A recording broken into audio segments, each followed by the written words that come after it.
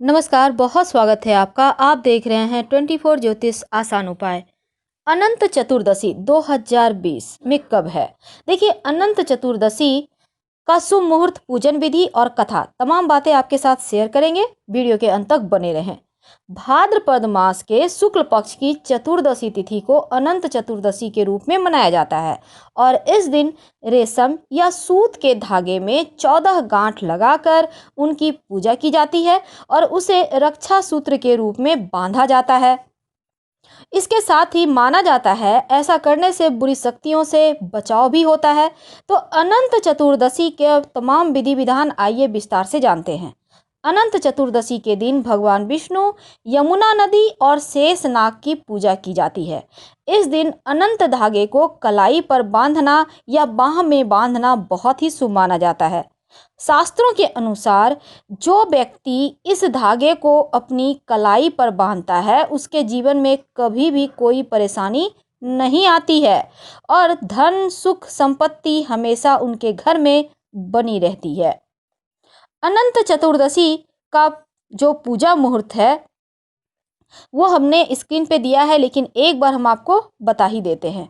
देखिए, 1 सितंबर 2020 को अनंत चतुर्दशी का शुभ मुहूर्त है और चतुर्दशी का पूजा मुहूर्त है सुबह 5:59 से सुबह 9:38 तक 1 सितंबर को।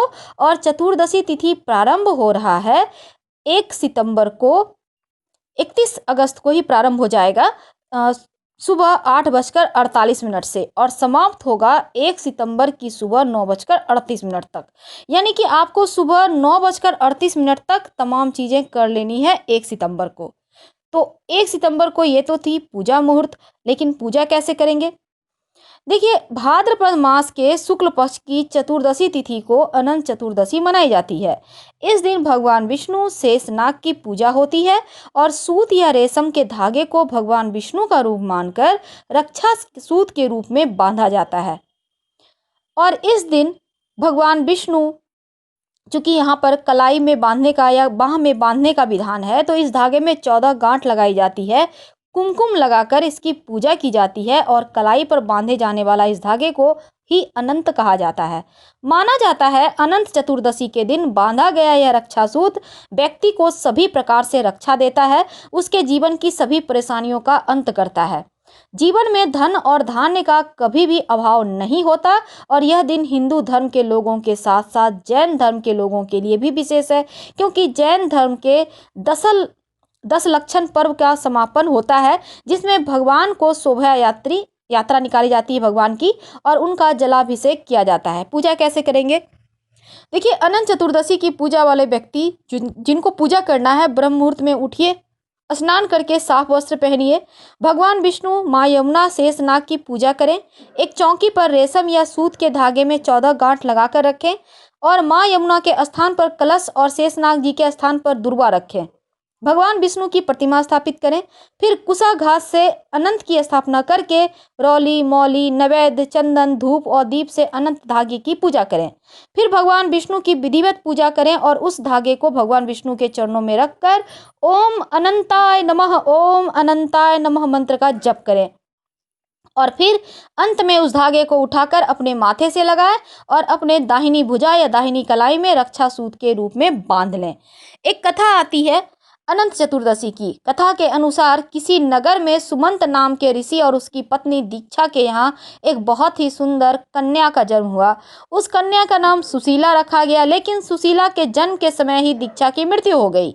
अब दीक्षा की मृत्यु के बाद सुमंत ऋषि को सुशीला का पालन पोषण की चिंता होने लगी, इसीलिए उन्होंने विवाह का फैसला किया। सुमंत ऋषि ने दूसरा विवाह कर लिया। दूसरी पत्नी का नाम करकसा था। अब करकसा का स्वभाव नाम के अनुरूप ही था, बड़ी कठोर स्वभाव की थी।